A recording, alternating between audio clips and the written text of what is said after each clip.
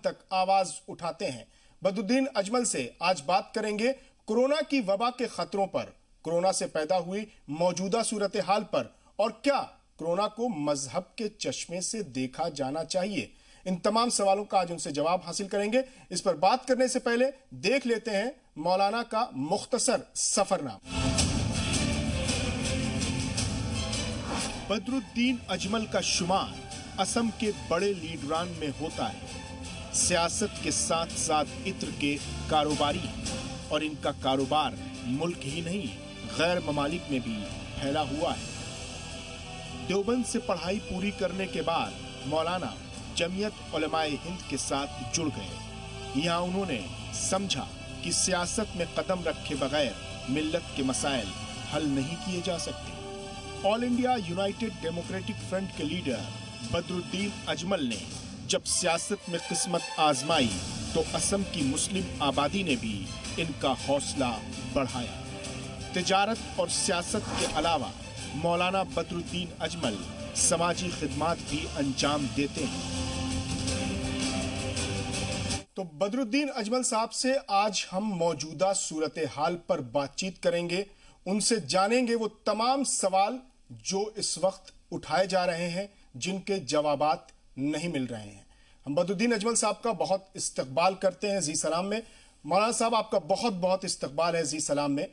पहला सवाल और बुनियादी सवाल, वो सवाल जो बहुत अहम है, जिसको लेकर तनाज़ात पैदा हो रहे हैं। कोरोना एक मूजी वायरस है, एक मुहलिक आलमी वबा है। ये किसी मजहब के लिए नहीं, पूरी इंसानियत के लिए खतरा है।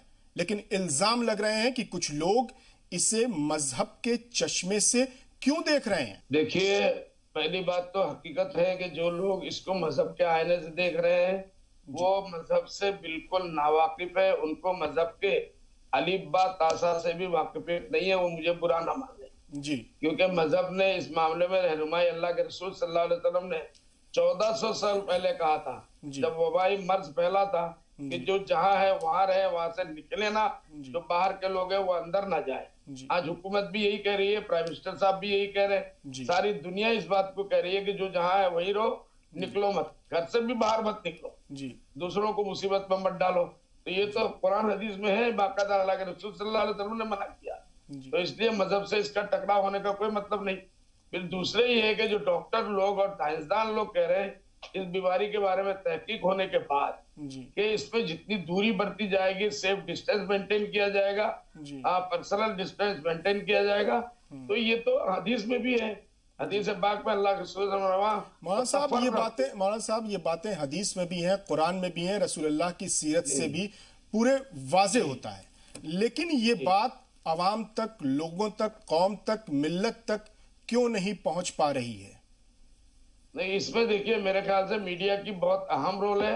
मीडिया वाले जैसे आज आप मेरा इंटरव्यू ले रहे हैं जी, इसी तरीके से मजहबी जो लोग सही लोग हैं, जो सही नुमाइंदे हैं, जो अपने आप को सो कॉल्ड इंटेलेक्चुअल कहते हैं या इस्लामिक स्कॉलर, वो नहीं, जो वाकई इस्लाम के रहनुमा लोग हैं, उन लोगों के इंटरव्यूज आप लोग ज्यादा से ज्यादा लीजिए। इस बात को सारे मीडिया वाले अगर फैला देंगे तो मेरे हिसाब से ये 10 दिन में पूरी दुनिया में ये मैसेज पहुंच जाएगा कि ये मजहब है। बिल्कुल मौलाना साहब, लेकिन अभी हमने सिर्फ 3 हफ्ते पहले, ज्यादा नहीं 3 हफ्ते पहले देखा कि नमाज जुमा के लिए भी लोग मस्जिदों की तरफ बजिद थे जाने के लिए, बहुत समझाने के बावजूद भी नहीं मान रहे थे, और उलमा हजरात की तरफ से भी कोई साफ बात निकल कर नहीं आ रही थी। धीरे धीरे मीडिया ने इस मामले को उठाया, उसके बाद उलमा हजरात ने भी मीडिया के जरिए अपील की। तो अब हालात ये हैं कि अब लोग मस्जिदों का रुख नहीं कर रहे हैं, सख्ती भी बढ़ती गई। आगे रमजान का बाबरकत महीना आने वाला है, क्या कहेंगे? इस तरफ भी देखने की जरूरत है। देखिए, मैं इसी वजह से कहा कि इसमें मीडिया का बहुत बड़ा रोल है। हमारे जो भी उलमाए किराम है, कभी भी जिंदगी में बेचारे टेलीविजनों में नहीं आए, तस्वीर की हुर्मत या हिल्लत की वजह से बहुत सी चीजों को आप लोग जहां जाके उनको बाहर निकाल रहे हैं या उनके बाद सवालात लेके जा रहे हैं, तो वो जवाब दे रहे हैं। उनके महदूद वसाइल है। अब आपने इसको पूरे इंडिया में फैला दिया। इसलिए अल्लाह के रसूल सल्लल्लाहु अलैहि वसल्लम ने बारिश ज्यादा होती थी तो साहबा से मना कर देते थे कि मस्जिद में बताया करो, अपने घर सल्लू, फिर यहाँ लिखो, अपने घर में नमाज पढ़ो। बिल्कुल, तूफान ज्यादा आ जाता, तूफान ज्यादा आता था तो कहते थे अपने घर में नमाज पढ़ो। बिल्कुल। और बड़े आफत के टाइम पे जी, और पूरी दुनिया को मौलाना साहब अरब के मुल्कों में जो मजहबी क़यादत है वो पूरी तरह से कामयाब हो गई। जो आप हदीस का हवाला दे रहे हैं, बिल्कुल इसी हदीस पर अमल करते हुए कुवैत में मस्जिदों से अजान के कलिमात बदल गए। उन्हें अस्सलातु फी बैतिकुम कहा जा रहा है कि अपने घरों में नमाज पढ़ो, बजाय इसके कि अस्सलातु की तरफ दावत दी जाए। मेरा सवाल यही है कि ये पैगाम तो दीन के रहनुमाओं को, मिल्लत के जो रहनुमा है उनको पहुंचाना चाहिए था। तो क्या आपको नहीं लगता कि कहीं ना कहीं वो इसमें नाकाम हुए? पहुंचाते कैसे? उनके पास क्या मीडिया, क्या वसाइल है? वसाइल आज के जमाने में सोशल मीडिया हो, आप लोगों का मीडिया हो, इलेक्ट्रॉनिक मीडिया हो, यही पहुंचा सकता है। वहाँ अरब ममालिक में घर घर में कोई आलिम ये कहे कि मुझे अभी टेलीविजन में इस मामले में कुछ बोलना है तो 10 मिनट के अंदर हुकूमत उसका इंतजाम कर देती है कि आप अपने ख्यालात रखो। लेकिन हमारे यहाँ ऐसा नहीं है। जो लोग बड़े मीडिया वालों को ये रोल अदा करना चाहिए था, वो मनफी रोल अदा कर रहे हैं। बिल्कुल इसको मुसीबत बना दिया, किसी एक खास जमात के साथ उसको ले जाके जोड़ दिया और मुजरिम ऐसा बना दिया जैसे चाइना में भी यही लोग गए थे कोरोना को लेकर, अमेरिका भी यही गए, इटली भी गए, फ्रांस भी गए और पूरे दुनिया में। तो ये गलती हमारी है। बड़े मीडिया को इस मामले में बहुत अहम रोल अदा करना था, जो उन्होंने नहीं किया बल्कि मुनफी किया। अब आप जैसे लोग माशाल्लाह खुल के आए हैं। लेकिन बदरुद्दीन अजमल साहब, ऐसे तो फिर सवाल ये भी पैदा होता है कि चाहे हम तबलीगी जमात की बात करें, मौलाना साद को अब तो मीडिया के सामने आना चाहिए, कम से कम मीडिया में आकर के अपील करनी चाहिए, बात रखनी चाहिए थी, लेकिन आज तक उन्होंने नहीं रखी। तो सवाल ये है ना, प्लेटफॉर्म तो मिले लेकिन मस्जिदों की मेंबर भी थी जहां से ये मैसेज दिया जा सकता था, लेकिन बहुत देर हो गई। हमारा सवाल ये है कि सामने तो बहुत बड़े तादाद में लोग रहते हैं, उनको आपको एड्रेस करना होता है, तो कहीं ना कहीं चूक तो हुई है। इसको कहीं ना कहीं क्या हमें कबूल करना चाहिए, मान लेना चाहिए? मैं तो इस मामले में अभी तक कम से कम 10-15 इंटरव्यू दे चुका हूँ और हर एक महीने मैंने कहा कि भाई कमी हमारी भी कहीं ना कहीं है, कमजोरी हमारी तरफ से भी है, कहीं ना कहीं भूल चूक हमसे भी हुई है। लेकिन भूल चूक किसके नहीं होती है?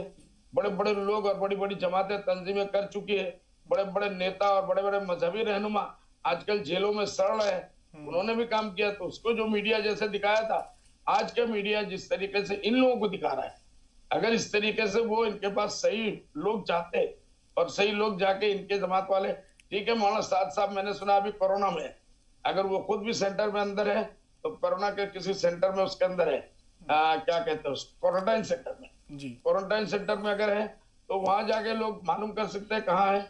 अगर वो नहीं मिलते, सेकंड लाइन लीडर मिलते, उन लोगों के बयान लेते तो बहुत सी चीजों की वजाहत हो जाती।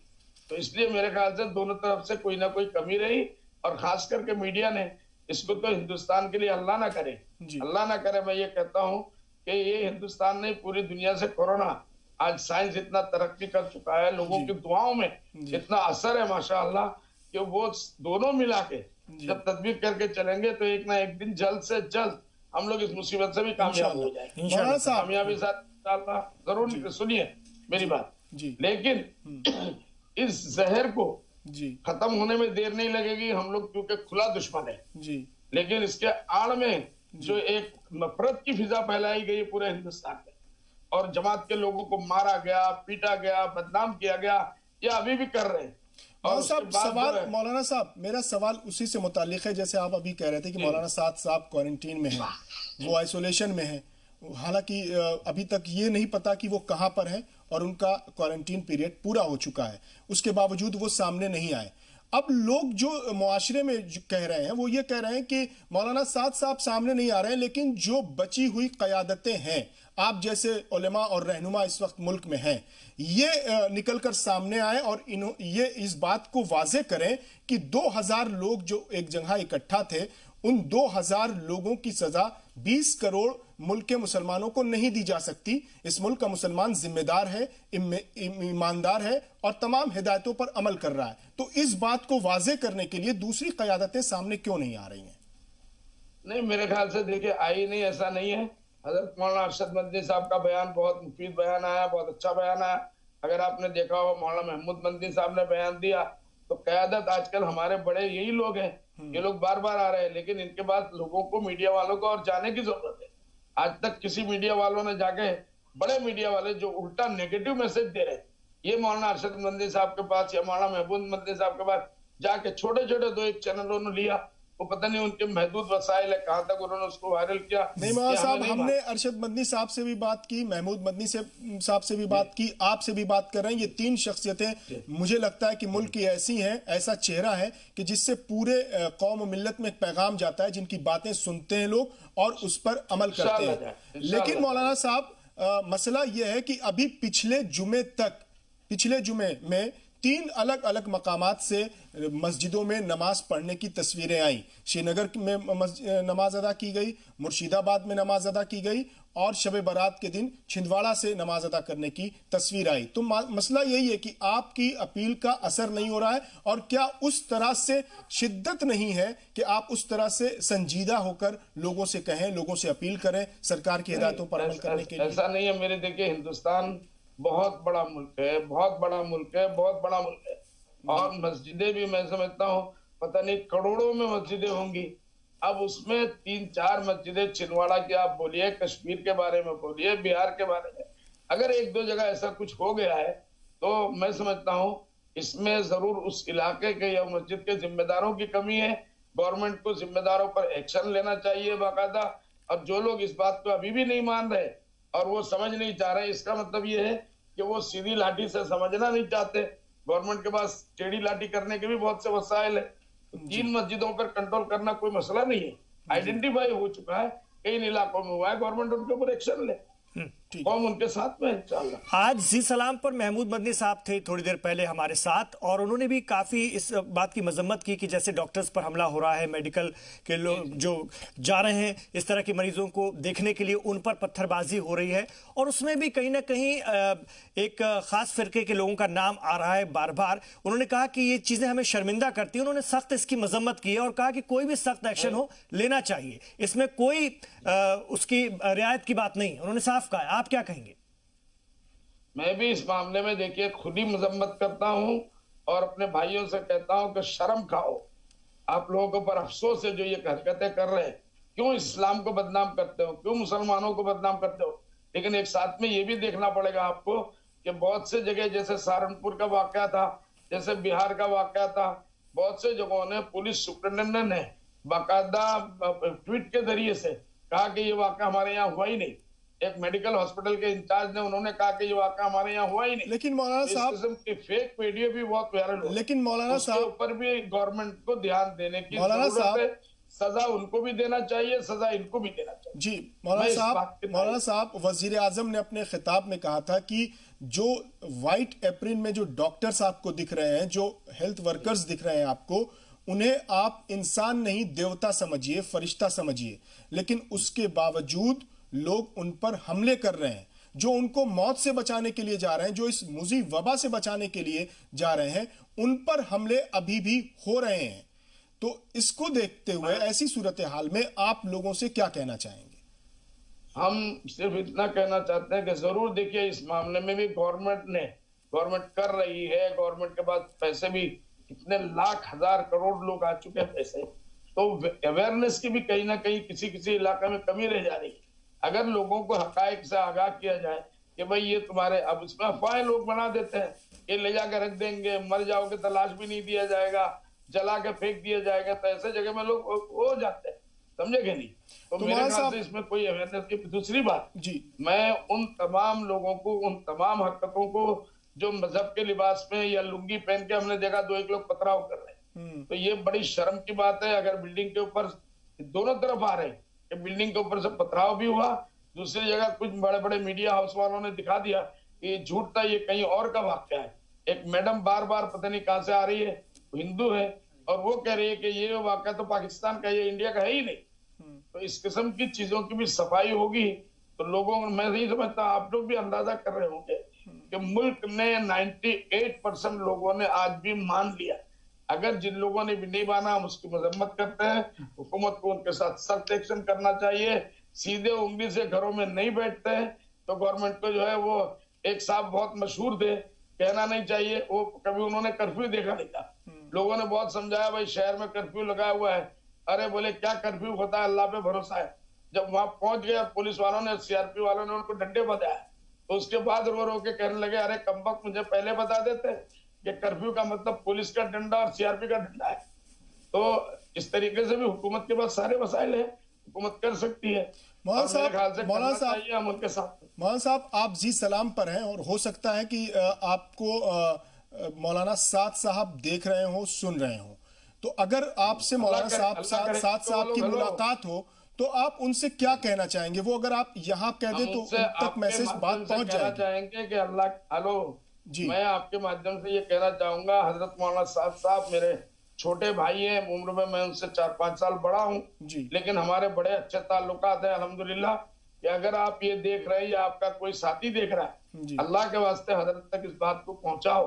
اصل میں یہ اب یہاں بھی ایک بڑا معاملہ ہے کہ 26 یا 27 تو ان کے اوپر ایجنڈے لگا دیے FIR میں، ایسا لگتا ہے کہ دنیا کے سب سے بڑے دہشت گرد پکڑے جائیں گے، ایسا لگتا ہے میڈیا انتظار کر رہی ہے کہ جس دن 7 پکڑے جائیں گے اس دن اللہ نہ کہے سب سے بڑا آتنکوادی پکڑا جائے گا۔ بدرالدین اجمل صاحب ایک بات میں یہاں پر آپ سے کہنا چاہوں گا، آپ ہمارے تمام سوالوں کو اس طرح سے ڈیفینڈ کرتے ہیں اور میڈیا پر لا کر کے بات کو روک دیتے ہیں۔ میں آپ کی مشکل کو سمجھ سکتا ہوں، آپ ایک سیاست دامی ہیں، لیکن یہی تو دقت ہے، ملت کے رہنما اگر اس وقت صاف گوئی نہیں دکھائیں گے اور کہیں نہ کہیں ٹھیکرا پھوڑنے کی کوشش کریں گے تو پھر میسج کیسے جائے گا؟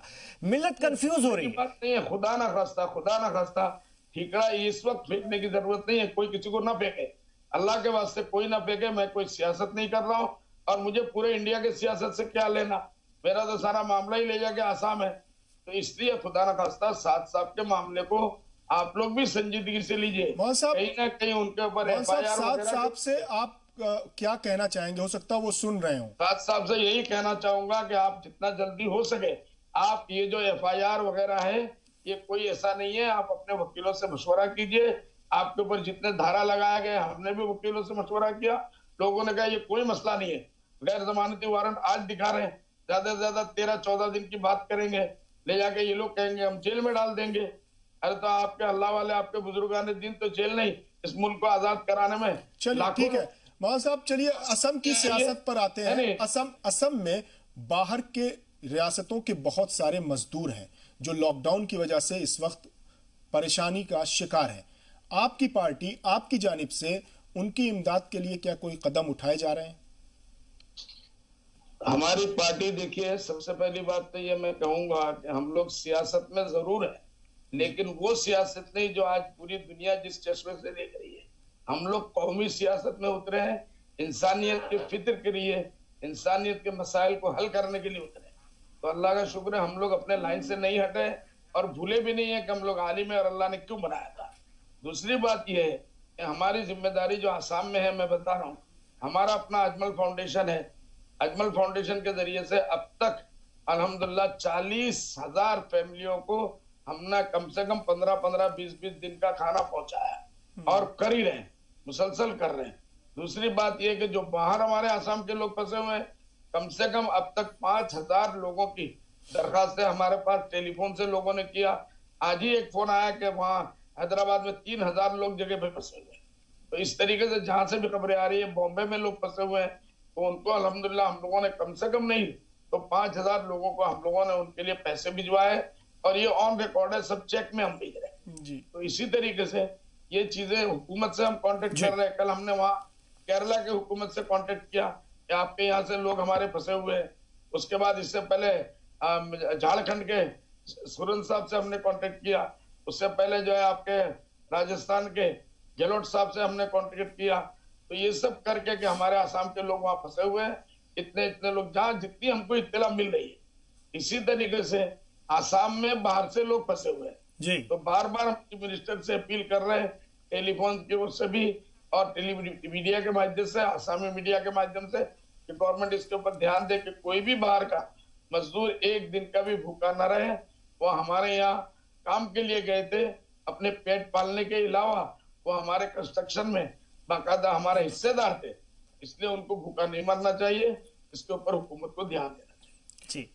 جی بہت شکریہ مولانا صاحب، اور ہم دعا کرتے ہیں کہ آپ کی توفیقات میں اضافہ ہو۔ بہت شکریہ کہ آپ نے وقت نکالا، ہمیں وقت دیا اور ہم سے بات چیت کی، اور ایک اچھا پیغام پورے عوام کے لیے، قوم کے لیے، ملک کے لیے، ملت کے لیے آپ نے دیا۔ بہت بہت شکریہ۔ بہت بہت شکریہ۔ تو ناظرین، ہم بھی یہی اپیل کریں گے کہ کورونا جیسی وبا سے بچنے کا واحد ذریعہ ہے سوشل ڈسٹینسنگ۔ سوشل ڈسٹینسنگ کو اپنائیے، सरकारी हिदायतों पर अमल कीजिए, बिला ज़रूरत घरों से ना निकलिए। तो आज के लिए इस खास मुलाकात में इतना ही। मुझे और मेरे साथी इमरान खान को दीजिए इजाज़त। आप देखते रहिए जी सलाम।